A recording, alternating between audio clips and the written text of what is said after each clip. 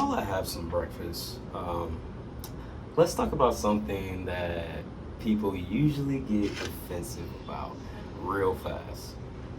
God. Not religion, not church, God. Because a lot of us were taught God is a ruler, a judge, a boss in the sky watching our every move and keeping score. All right. And I'm going to say this as plain as possible. That version of God don't make sense. Ooh, all right, let's see how we got that out the way. So what does make sense is God as a spiritual consciousness, not authority over you, but awareness through you. So let's break that down. Where the ruler God idea comes from. Most of us didn't learn God from spirituality. We actually learned God from systems. And that's kings needed obedience, governments needed control, institutions, they needed order, right? So God got framed like a ruler, throne, laws, punishment, reward. That version of God sounds real familiar if you grew up in the South, like moi. Moi. Born and raised North Carolina, baby. Do right or else. You're going to hear that a lot when we're having this conversation, right? Let me fix my damn thing. But here's the thing. That's not spirituality. That's hierarchy, all right? That's human power dressed up as divine authority. So why a ruler God doesn't add up for me? Let me put some salt on my eggs. All right, so think about it. If God is all-knowing, all-present, and infinite, why would God need control? Control is something you use when you're afraid of losing something. A truly infinite presence doesn't threaten. It doesn't micromanage. It doesn't punish curiosity. That ruler version of God,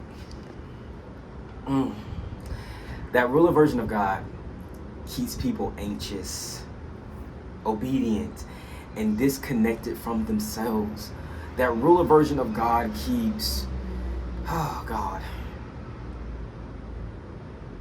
anything that teaches you to distrust your own inner knowing, that's not divine. That is conditioning, y'all.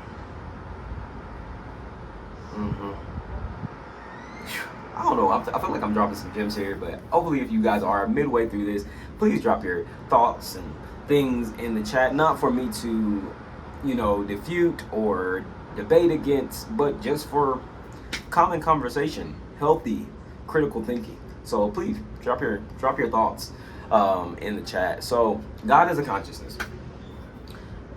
This is where we shift right now. Instead of God as a ruler over you, God as a consciousness within and around you. Ooh, we're getting tricky, huh? So awareness, life force. We also have the things that observes, not commands us. That's why so many spiritual traditions say things like, be still and know the kingdom is within. I am that I am. These are things in the Bible, by the way.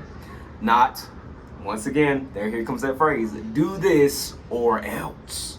Consciousness doesn't rule, once again, it experiences. Take, for example, you go out with your friends, that is an experience. That's a living conscious experience. You go to smell flowers, that is an experience through the consciousness. You plant a tree and you watch it grow, that is a conscious experience.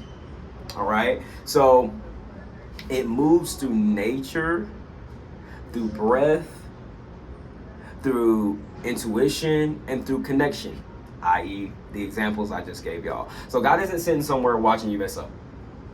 God is the awareness noticing you actually live.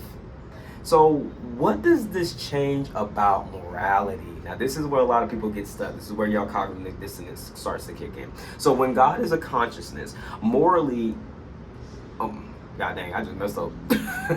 Okay, so when God is a consciousness, morality ain't about fear. All right, it's about alignment. You don't avoid harm because you're scared of punishment. You actually avoid harm because you feel connection.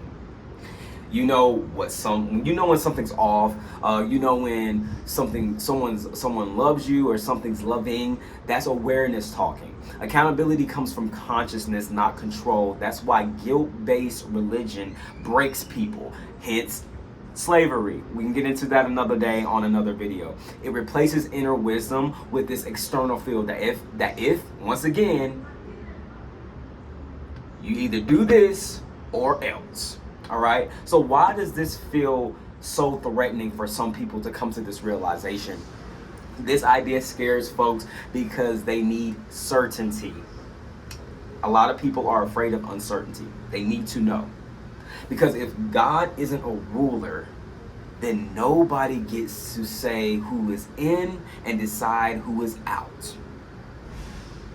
Nobody gets to weaponize a scripture. Nobody gets to gatekeep holiness. And nobody gets to speak for God. And systems built on power do not like that. Oh my God, critical thinking. They actually are speaking for themselves. We got to get this under control. Oh, there goes that word again, huh? So, but spirituality ain't supposed to make you small, y'all. It's supposed to wake your ass up. All right? So, what does this mean for you and I? So, if God is consciousness, here's what that means. Really simple. You don't need permission to connect to people.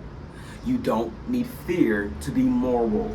You don't need authority to be spiritual. You need awareness, presence, and honesty with your dang self. God isn't ruling you. God is experiencing life as you. I'm gonna sit there with that for a second. And when you move with awareness, with care, responsibility, and connection, you're already in alignment. So in closing, if this resonated with you, please just sit with it for a second before you open your mouth and say anything. Meditate on those thoughts and the things that I've said. And if you don't agree with me, just notice what you feel is true. You don't have to agree with me. Nobody has to agree with me. This is what I see to be true in my life and what I have seen to expedite my healing and my connection with spirit and my intuition and knowing and consciousness. And if you were taught to fear God, maybe it wasn't God you were afraid of. It was control. Appreciate y'all listening.